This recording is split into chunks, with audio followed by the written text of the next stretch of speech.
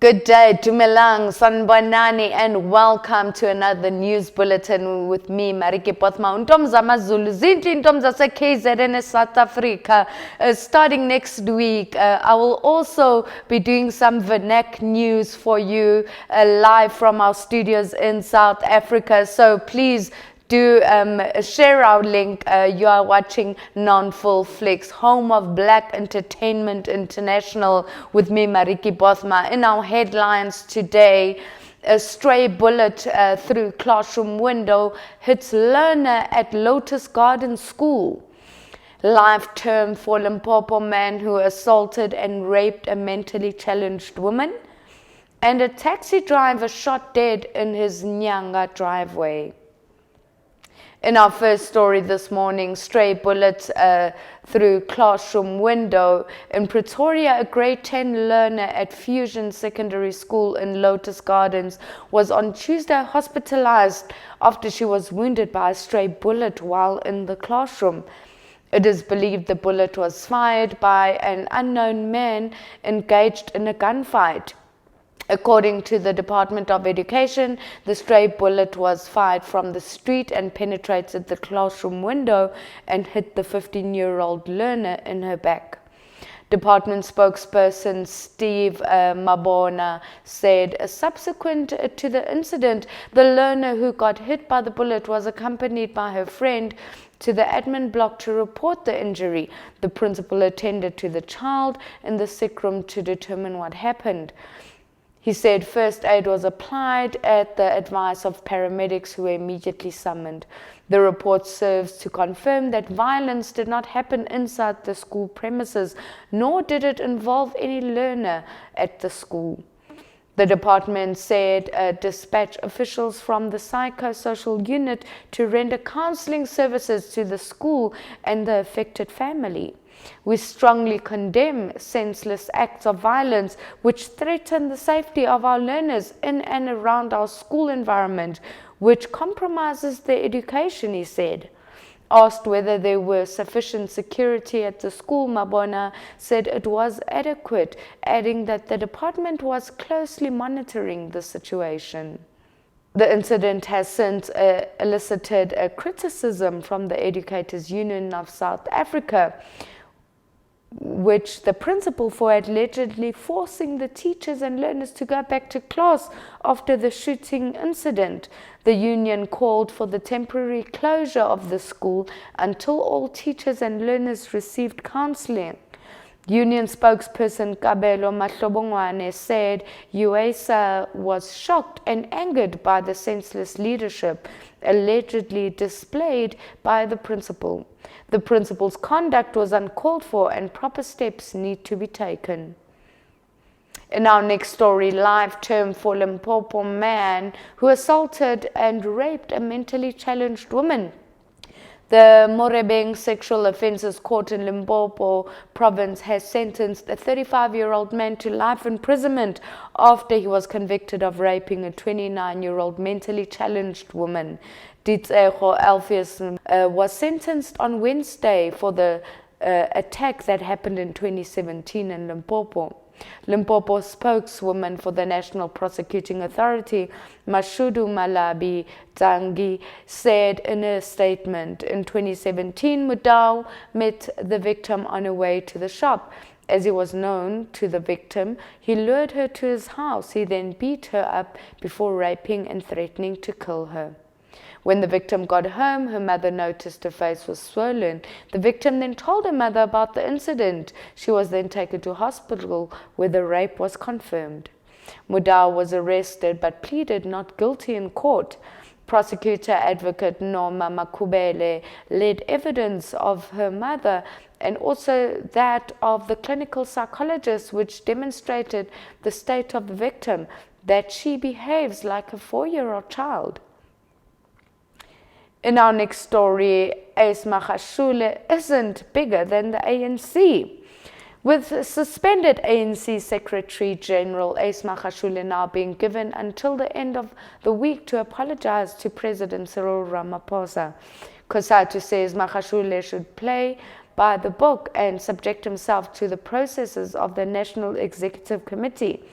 On Tuesday, Acting Secretary General Jessica Duarte said while Ramaphosa had given Magashule 48 hours to issue the apology, there was an agreement to give him a few more days. Magashule has remained mum on the matter. Meanwhile, COSATU national spokesperson Sizwe Pamela on Wednesday told independent media that Magashule should not pretend as if the step-aside resolution fell from the sky, as it is a resolution for an ANC conference.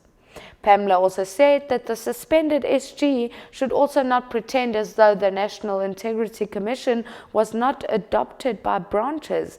He maintained that Magashule's previous arguments that he was elected by the branches of the ANC and could only be removed by the branches did not hold any water. The branches elected the NEC to run the organization in between conferences. The same branches elected him, gave him responsibilities, and adopted the resolution. He should understand that any outcome from the conference is an outcome from the branches, so he pretends as if step aside just fell from the sky. He pretends as if the Integrity Commission was not adopted by branches. Despite recent storms in the Western Cape, dam levels only rose slightly. Despite the storms that made landfalls in the Southern Cape last week, the Western Cape water supply system, made up of 6 largest dams in the province, only increased slightly by almost 1%, according to the Department of Water and Sanitation's weekly hydraulic report. Department of Water and Sanitation spokesperson Sputnik Ratau said this 3-water Skluif Dam, which is the largest dam in the province, is at 73.4%, which is notable given that the province's winter rainfall season has just started. Weisenberg and Langeberg is stable at 53.1, with the Bulshoek, Einskenhof, De Bos, Klippeberg, Beikenhof, Corrente, Vet, Prinsrivier and Mierkieskraal dams have seen an over 5% increase week on the week. Meanwhile, Cape Town dam levels also only increased slightly at 68.6%. The city's mayor, member of Water and Waste, Zander Limburg, said the total capacity of dam supply, the Cape Town Metro, increased slightly by a 0.70 in the last week, for 67.9% the previous week. At the same time last year, the dam levels were at 54.4. In our next story, a school teacher fired for punching a pupil in the face. In Cape Town, a Tafelsig, a school teacher, has been fired for punching a grade 5 learner in the face and stomach after he defied his instruction not to go to the toilet. Abdul Galant from Huguenot Primary School has also been found not fit to work with children again. He had challenged his dismissal at the Education Labour Relations Council, which found against him after he was in October 2019 also charged with serious assaulting a learner with an intention to cause grievous bodily harm. According to the documents before the arbitrator, the learner was standing in a line with other peers when he ran to pee, defying Galants, who refused to let him go when he asked. Galant was minding the pupils during the school's feeding scheme when, after breakfast, the learners lined up and again were escorted back to the classrooms. A few other friends also followed to the toilets without permission, testifying the boy at the arbitration hearing. When Galant arrived in the toilets, the friends managed to run away, and Galant has found the boy in the toilet's cubicle, where he allegedly used his fist to strike him twice in the face and in the stomach. Western Cape school report cards delayed at this point. The Western Cape's education has announced a delay in the issuing of report cards for the grade 10s to 12 pupils has been fixed. This follows several schools issuing alerts to the parents that they will not be handing out report cards to grade 10 and 11 and 12s due to delay in the issuing of the new recording sheets to be used. The schools have said to parents without these recording sheets, they cannot issue reports. Education's MEC, Debbie Schleifer, has spokesperson Kerry Muchlin told the Cape Times yesterday the delays were caused by an error in a circulator outlining the revised subject weighting for calculating grade 10 to 12 pupils' marks, affecting only the province as it does not use the SA school administration. The schools were also informed that the delay via the WCED subject advisors and assessment coordinators' new weightings have now been received and checked and the recording sheets developed. In our next story, a taxi driver shot dead in his Nyanga driveway. In Cape Town again, a 35-year-old taxi driver who was shot dead in his driveway has become the latest victim in a series of suspected taxi industry-related murders. Father of two, Tandegile Ntwazo, was shot and killed on Wednesday night while walking to his vehicle after opening the gates of his premises. His uncle Snetemba Keyi said the family was devastated. He had nothing but a brother's love for everyone in the family and even in the taxi industry. Many people in the family were dependent on him. We never heard any wrongdoings by him back at home in the Eastern Cape and even in the taxi industry. He was a down-to-earth man. The whole community is shocked by this. The family cannot speculate what happened because we don't know him as a troublesome person, said Keyi. Police spokesperson FC Van Wyk said the motive for the attack was possibly taxi violence related. Circumstances surrounding a shooting incident Wednesday at about 9:30 p.m. in Sihlanu Avenue, Nyanga hostels. A murder case was opened for investigation. According to reports, the victim opened the gates at his home premises. When he was on his way back to his vehicle, two unknown males approached and fired several shots in his direction. Now for some international news. Prince Harry says he moved to US to break the cycle of family pain and suffering. Prince Harry moved his wife and son to California to break family cycle of pain and suffering after realizing his father, Prince Charles, treated me the way he was treated.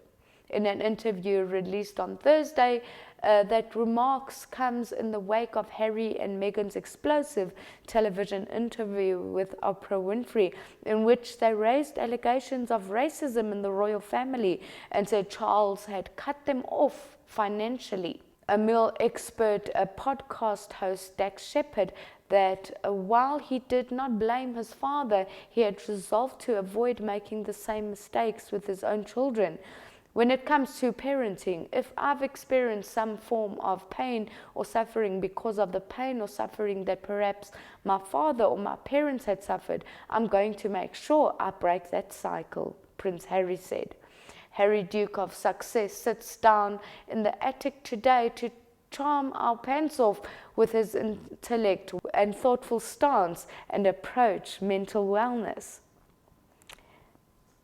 In another story, four African conservationists actually recognized as heroes in the UK Charity Awards. Four African conservationist heroes have won awards for their efforts to protect wildlife and nature environmentals at the UK charity Whiteley for Nature. The Whiteley Awards support grassroots conservationists from the global south who are leading impactful projects in their home countries, according to a statement issued by the charity on Thursday.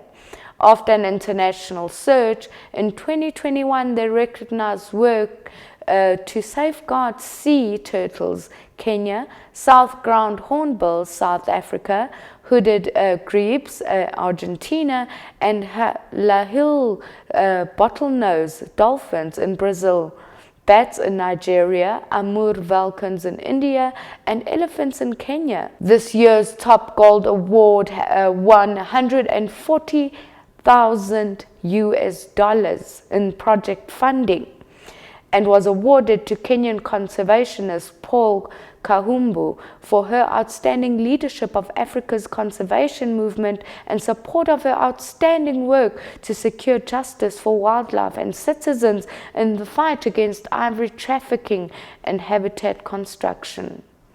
Well, that is all we have for the news today.